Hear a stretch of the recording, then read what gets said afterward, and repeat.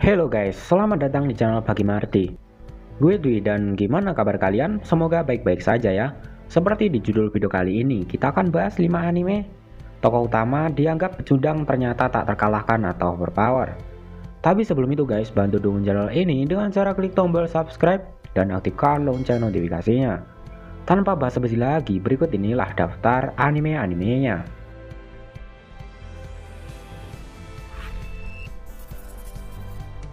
Kuroko no Basket.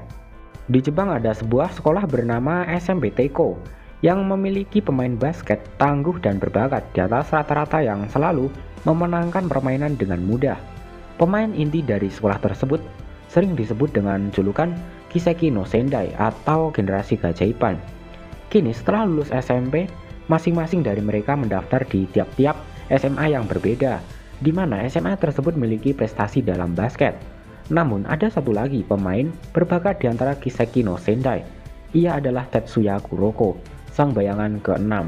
Kuroko kini masuk ke sekolah Seirin. Walaupun terlihat biasa saja, namun Kuroko juga salah satu dari pemain generasi ajaib. Bersamaan dengan masuknya seorang lagi siswa pindahan dari Amerika bernama Kagami Taiga ke Seirin, kini Kuroko menemukan cahaya barunya dan bertujuan mengalahkan anggota dari generasi keajaiban atau Kiseki no Sendai lainnya guys. Hamatora The Animation. Ada beberapa orang yang memiliki sebuah kekuatan bernama minimum dan mereka disebut dengan minimum holder. Minimum merupakan kekuatan yang didapat oleh seseorang sejak lahir atau dari beberapa serangkaian tes untuk mendapatkannya guys. Nisei dan Murasaki. Mereka merupakan minimum holder yang tak lain adalah lulusan fakultas akademi yang sering disebut duo detektif bernama Hamatora. Mereka sering berkumpul dengan teman-teman lainnya di Cafe Noher. Di Cafe Noher, mereka menjadikannya sebagai kantor kecil dan membuka jasa untuk menyelesaikan masalah-masalah para klien mereka. Banyak kasus yang telah mereka tangani, dari kasus kecil hingga kasus besar. Sedikit demi sedikit, mereka mengetahui setiap kasus tersebut ternyata berhubungan satu sama lain, dan skenario terbesar akhirnya perlahan terungkap. Melihat Pansu bisa jadi merupakan akhir dari dunia. Ini adalah cerita tentang Yuta Iridatsu yang telah selamat dari pembajakan bus dengan bantuan pahlawan bernama Super Strange Juice. Tapi ternyata Yuta menyadari bahwa jiwanya terpisah dari tubuhnya dan sedang dirawat oleh roh kucing jahat bernama Chiranosuke. Yuta sekarang hidup sebagai roh, berkeliaran di sekitar dengan tujuan untuk mendapatkan tubuhnya kembali, sekaligus mengamati penduduk lainnya. Suatu hari Yuta tanpa sengaja melihat sekilas pakaian dalam Naruhito.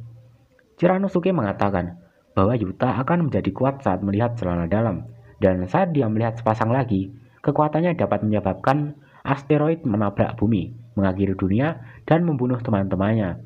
Ya, melihat celana dalam berarti akhir dari dunia.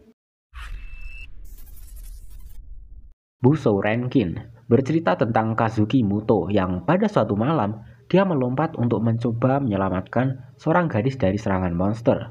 Akan tetapi malah sebaliknya, Kazuki Muto tertusuk tepat di jantungnya.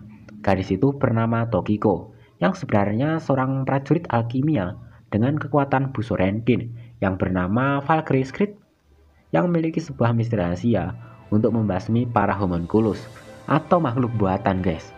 Karena Kazuki tertusuk di dada, kemudian Tokiko segera menyelamatkannya. Dia menanamkan homunculus untuk menggantikan jantung Kazuki itu, dan Kazuki berhasil selamat namun dengan memiliki kekuatan yang aneh.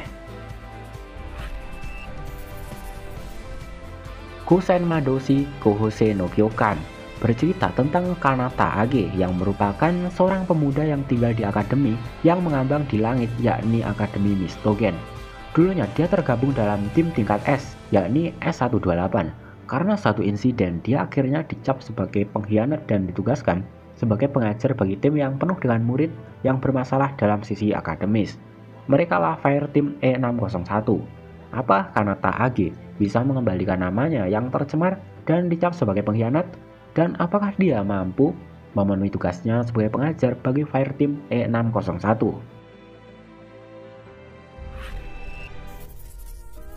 Nah, itu tadi anime-anime di mana MC dianggap pecundang tapi ternyata tak terkalahkan. So guys, manakah anime favorit kalian atau ada yang kurang di daftar kali ini? Silahkan tambahkan di kolom komentar. Terima kasih sudah nonton video. Gue Dwi, see you on the next video.